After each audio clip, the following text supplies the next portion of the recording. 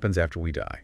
It's a question that's fascinated humankind for centuries. Well, today we're taking a deep dive into the afterlife through the lens of yogic and Vedic beliefs. We're going to unpack some fascinating excerpts about what happens after we die and how our actions, even our thoughts throughout life, play a part in it all. These traditions offer a really unique perspective on the interconnectedness of the physical and the spiritual. It's not just about a final destination, but a journey of preparation. And speaking of preparation, you've shared some excerpts about different kinds of yogis and their practices. Now, I have to admit, when I hear yoga, I immediately think about sun salutations and maybe the occasional headstand. It's easy to make that association with the physical postures, for sure. But the term yoga actually means to link up. In this context, it's about linking up with the transcendental, that God factor that's within us. Like adding that missing puzzle piece to feel whole, complete. Exactly. And death, in a way, becomes the ultimate test of this connection. Have we cultivated that inner link throughout our lives? Okay, now this is where it gets really interesting. The text compares death to a final exam. Like after years of schooling, everything hinges on this one moment. It's a fitting analogy, isn't it? It suggests that a lifetime of spiritual practice is like studying for this ultimate test. It's not about passing or failing in the traditional sense, but rather your placement in the afterlife is a natural consequence of your internal state.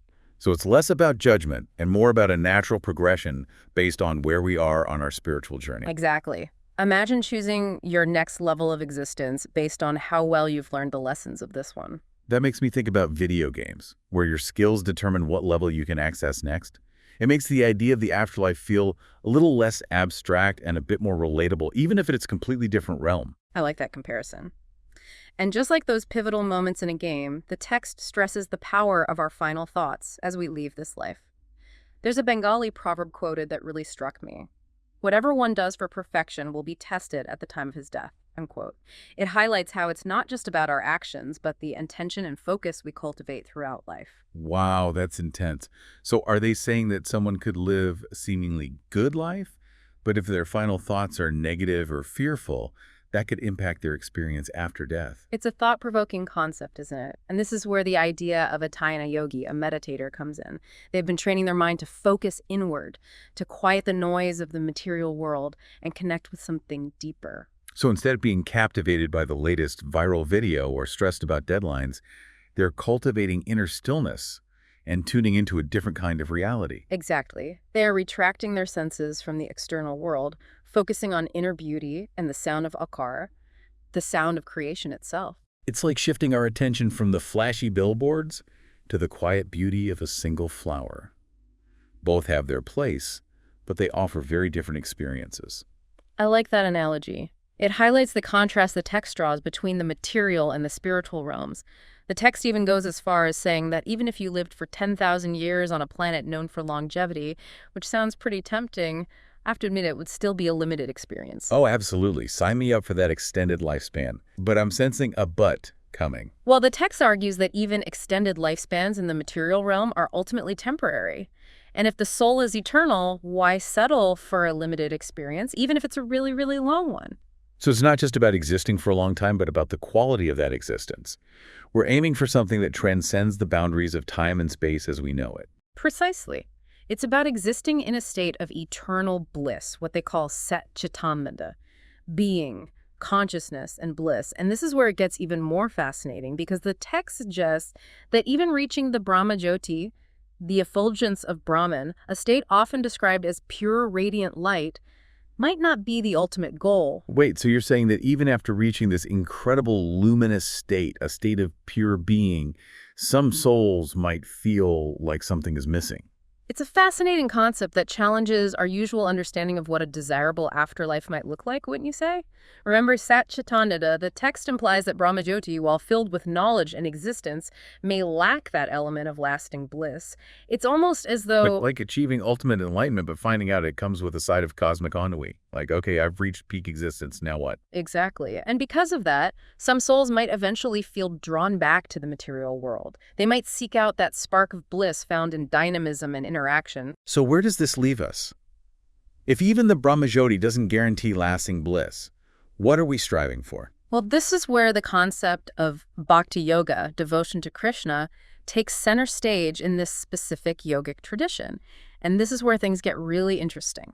Okay, I'm intrigued. Tell me more about this Krishna connection and what it has to do with lasting bliss in the afterlife. Imagine for a moment that reaching a desirable afterlife isn't just about the path you choose, but also about a personal invitation. It's like this. The text suggests that by cultivating a loving relationship with Krishna through bhakti yoga, by constantly remembering him, chanting his name, you essentially make yourself easily purchased by him, guaranteeing your entry into a spiritual realm that's overflowing with that missing element, lasting bliss. So it's like Krishna becomes this VIP backstage pass to a whole other level of the afterlife experience. You could say that. It's about cultivating that personal connection with the divine. In this realm we're talking about, this place of lasting bliss, what's it called? It's called Krishna Loka. Krishna Loka. It sounds idyllic, like something out of a dream, you know. Wish-fulfilling trees, houses of touchstone turning everything to gold, cows that give endless milk. It's painted as this vibrant, abundant world, a stark contrast to the limitations and inevitable decline of the material realm. But more importantly, Krishna Loka embodies Sat Chidananda, complete and utter existence, knowledge, and bliss. So if we're connecting this to the bigger picture, it's not just about getting to a specific location in the afterlife. It's about cultivating the qualities that allow us to experience the highest level of bliss, right? Exactly. It's about aligning ourselves with the frequencies of being, consciousness, and bliss. And according to this text, that's achieved through bhakti yoga, through devotion to Krishna. It makes you stop and think about what's truly going on in our own minds, doesn't it? Are we caught up in the day-to-day anxieties of deadlines and social media? Or are we nurturing that connection to something bigger than ourselves? Because if our final thoughts really do hold that much power, shouldn't we be paying more attention to what we're cultivating within ourselves? It's a powerful question. And it's one that we may not have a definitive answer to, but just contemplating it can be incredibly impactful.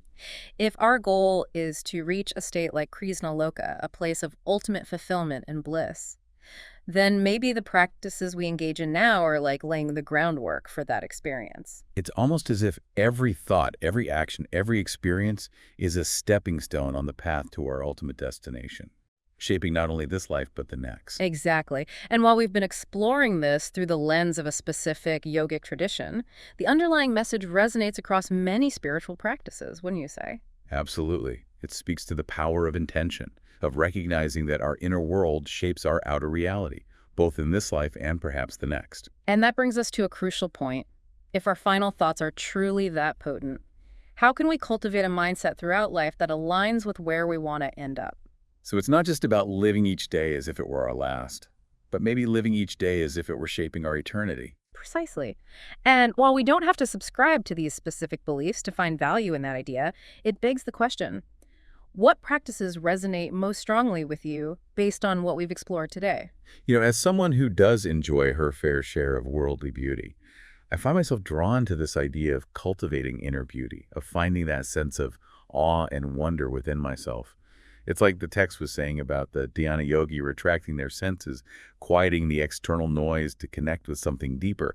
I'm not quite ready to give up my Netflix subscription just yet, but I can see the value in making space for that kind of inner exploration. And you can start small, even just 5 minutes a day of sitting quietly, noticing your breath, observing your thoughts without judgment. It can make a world of difference. It's about making small, consistent efforts to cultivate that inner stillness. It's like building a muscle, right? Yeah. The more we exercise our inner awareness muscle, the stronger it becomes. Exactly. It's not about becoming a monk overnight, but about incorporating practices into our daily lives that nurture that connection to something greater than ourselves. And, we haven't even touched on the idea of Krishna Loka and what it might symbolize.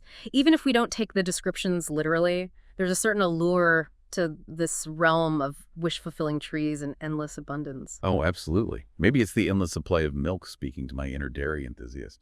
But that description definitely piqued my interest. I can't help but wonder what those wish-fulfilling trees might represent on a deeper level. Is it as simple as getting everything we ever wanted? Or is there a deeper meaning there? That's a great question, and it gets to the heart of understanding these symbolic descriptions. Remember, these stories and images are meant to point us towards a deeper spiritual truth. What if, instead of material possessions, those wish-fulfilling trees represent the fulfillment of our soul's deepest desires? That's a really interesting thought. So instead of wishing for a fancy car or the latest gadget, we're tapping into a deeper longing for connection, purpose, maybe even a love so profound that it transcends this earthly existence. Now you're getting it. Mm. It's not necessarily about taking the descriptions literally, but allowing them to spark our imagination and help us connect with those deeper longings within ourselves. What do you think? Does that resonate with you? Absolutely.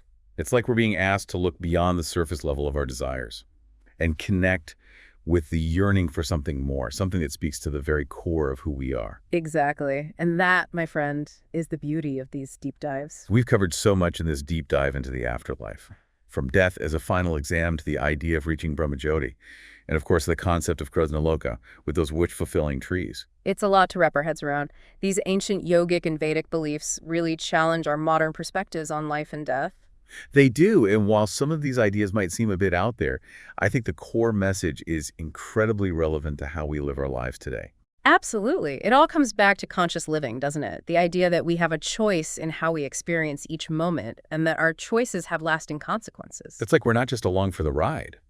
We're active participants in shaping our own destinies, both in this life and maybe even the next. Exactly. And that's a powerful concept, regardless of whether we subscribe to every detail of these specific traditions. It is. It makes you think about the intentions behind our actions, the energy we bring to our relationships, even the thoughts we allow to take root in our minds. It's like we're planting seeds with every choice we make. And those seeds, over time, blossom into the garden of our lives. I love that analogy. So if we want to experience the bliss of Krasnaloka, the peace of a well-trained mind, we need to start cultivating those qualities now. It's not about waiting for some far-off reward, but about finding joy, purpose, and connection in the here and now. And that's a practice, isn't it? It takes effort and intention to shift our focus from the external to the internal, to quiet the noise of the world and listen to the wisdom within. It does. But just like any skill worth mastering, it gets a little easier with practice. Exactly. And even small steps in the right direction can make a world of difference. So for our listeners who are feeling inspired to explore these concepts further, what advice would you give them? Well, I'd say start with curiosity. Don't be afraid to ask big questions about life, death, and what lies beyond. Explore different spiritual traditions. Meditate. Connect with nature. The journey itself is where the real growth happens. Beautifully said. And remember, you don't have to have all the answers to start walking the path. That's so true. Well, on that note, I think it's time for us to wrap up this deep dive into the afterlife. It's been an enlightening conversation. As always, thank you, listeners, for joining us on this exploration of yogic and Vedic beliefs. Until next time, keep asking questions, keep seeking, and keep diving deep into the mysteries of life.